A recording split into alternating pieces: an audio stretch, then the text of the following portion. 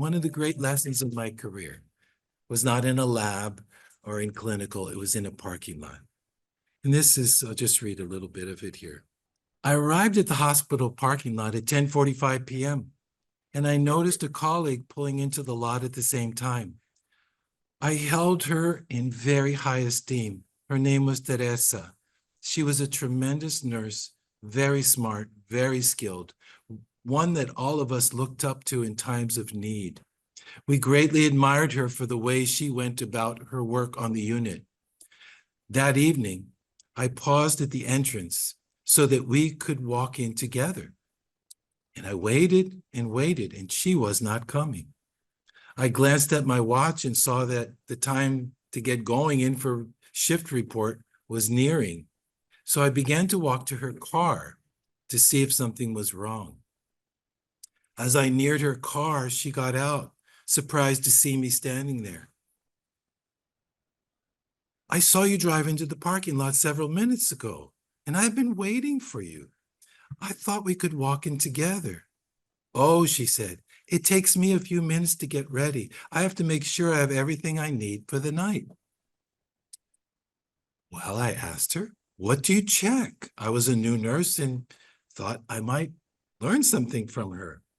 Oh, Teresa said, I check to see if I have my name badge, my pen light, my stethoscope, my pen, bandage scissors. And then she paused. Standing in that parking lot, surrounded by the empty cars just outside the main emergency department of the city, I waited. She seemed to have something else to say. Her pause gave her time to decide if she wanted to entrust something to me that was close to her heart. Teresa continued on how she gets ready to go to work. I also check a few other things that I need for work. This is what they are. I check my eyes, reminding myself that they must be eyes that look with compassion on all those I see tonight. I check my ears to make sure they will be open to hearing the words beyond the words, the true needs and longings of those in my care until the morning dawns.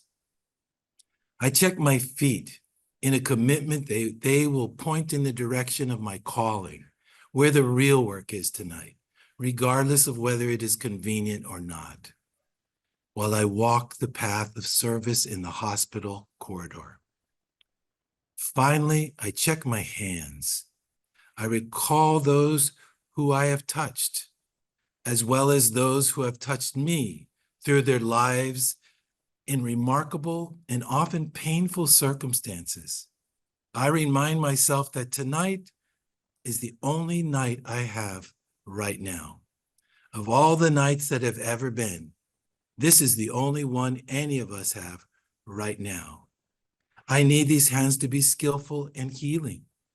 I need them to be hands of blessing for the many tonight for whom any hope of wholeness feels very, very distant. She looked at her watch. Now, John, we better get in there or we'll miss the change of shift report. I entered the hospital that night, a different nurse than I was when I drove into the parking lot just minutes before. We walked in together and entered a noisy, frantic room. The nurses were about to begin the report. Over the clamoring din about staffing and patients and what we might expect that night, I heard the song of peace that this nurse was to all of us. I was so very grateful. We learn about nursing in classrooms, laboratories, conferences, clinical settings. I learned this indispensable wisdom about nursing in a parking lot. Dear friend, when considering the equipment that you need for your work, I urge you to consider this lesson also, one that truly enriched my life as a nurse. The nurse who taught me this lesson about nursing, its most essential equipment, died long ago, but I am delighted to think that her profound wisdom can now live in you. I used my story to bring forth transformation.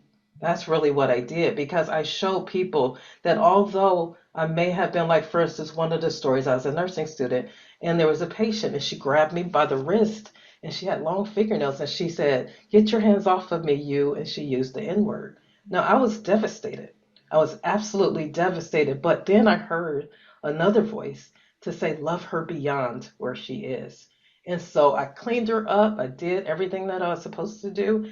Got her pretty for her family. Was I hurt? Absolutely, I was hurt. But from that situation, I started sharing my story, and everybody was blown away about some of the things that I have kind of been through. One of the other things, I was a nursing student. First job, I was like super stoked. It was in a NICU. I was like, oh my gosh.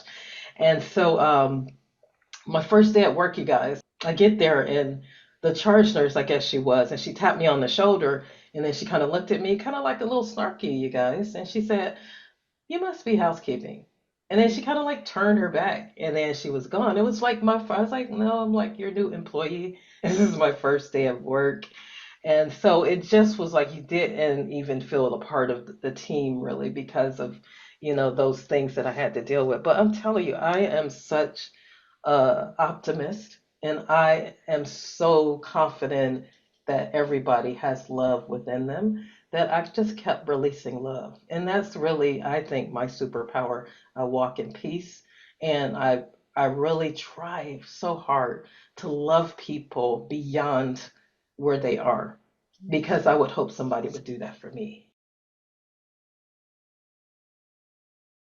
Brilliancy again, that rebrilliancy is just a beautiful concept, and she helps us to reconnect with our essence, with our authenticity, with what is second nature to us as nurses that sometimes we've diminished through times of the pandemic and through all the storms that we weather through our work. And so, and she helps us by telling stories and dance and movement and getting creative and reconnecting to play and that reminding us of who we are as nurses and as human beings and that we're such a gift to one another, ourselves, and the world. And so, Tara, thank you so much for being your authentic self and bringing your vision forward and allowing us to heal through what you offer. And so, love to give you a moment to say hello and tell us. I'd love you to share that concept of rebrilliancy because I think it's a lovely reminder. Is a word that I created to help describe the spaces that I yearned for.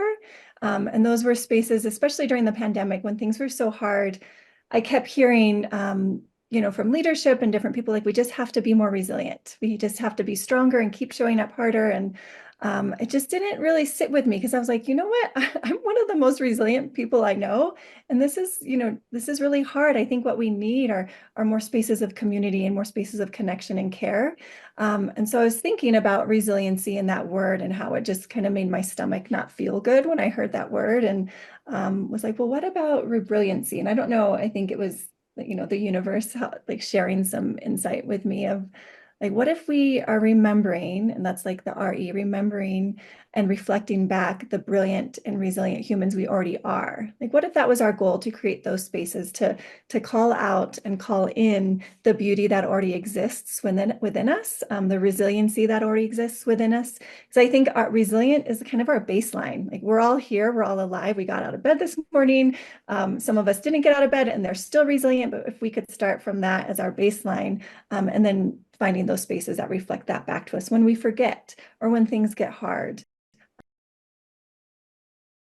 We have something to offer humanity and sciences in a way that is now evolving in all disciplines.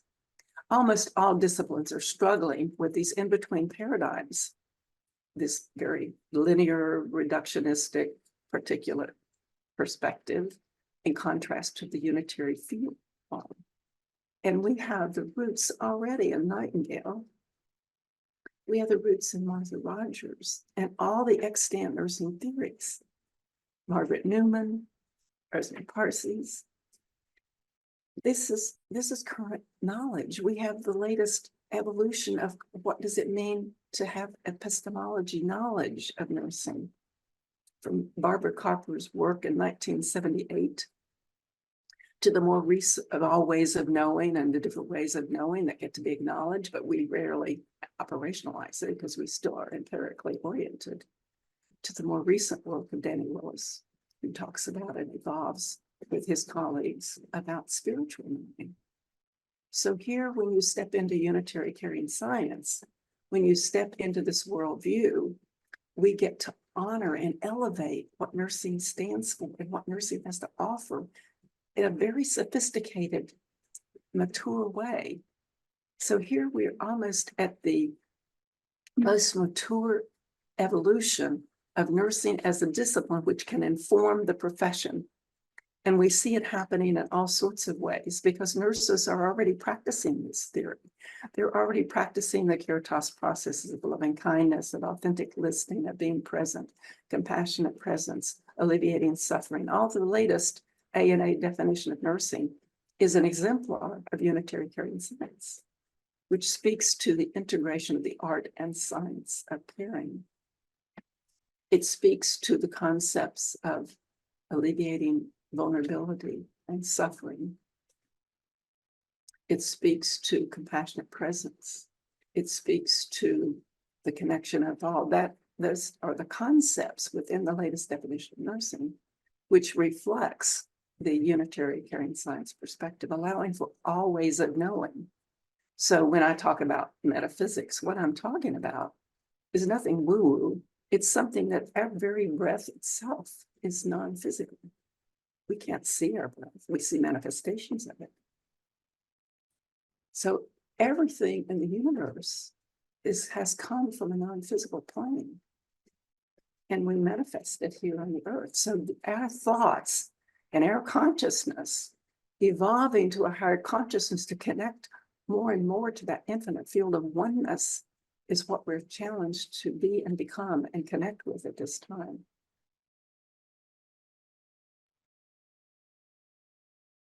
What do I need to always be fully present when I'm with patients and my students?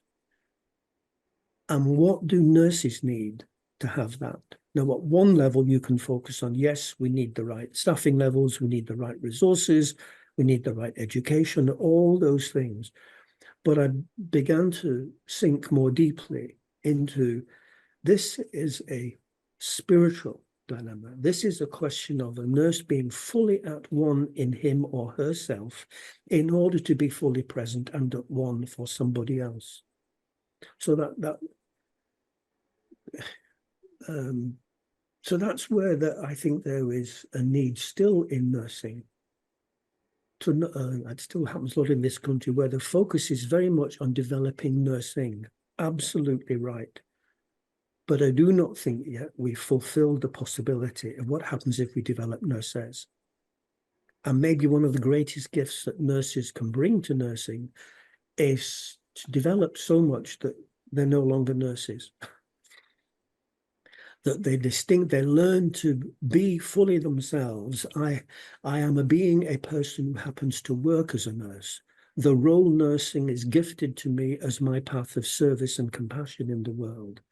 But it's not who I am. I am far more than that. I like that yew tree. I am far more than that. So, and this is where we get to that compassionate action, that Caritas in action, because we're trying to work on ourselves. When we do that, we affect everyone and everything around us. So there's a bigger purpose because we're shifting the perspective. We're shifting the energy to something more positive. My goal is to get the art of nurses out there as an aesthetic way of knowing, not only for our own personal healing, but understanding phenomenon from a nurse's perspective. Our work is so deep.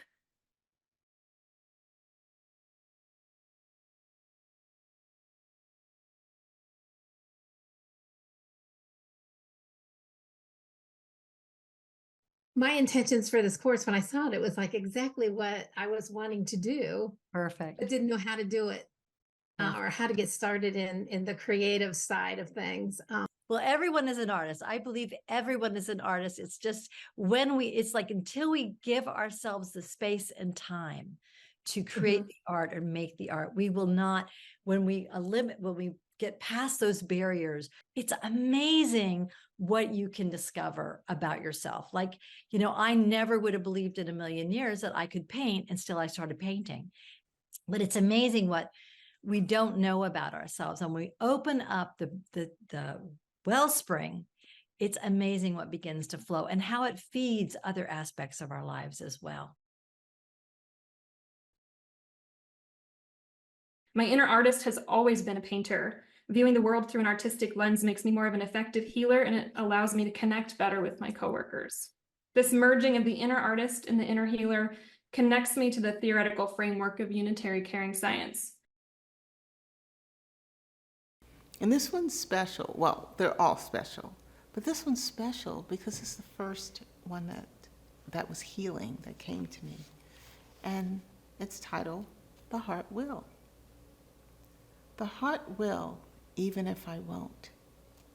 The heart will, even if I don't. The heart will, even if I can't. The heart will love, guide, and nourish every time I need to flourish.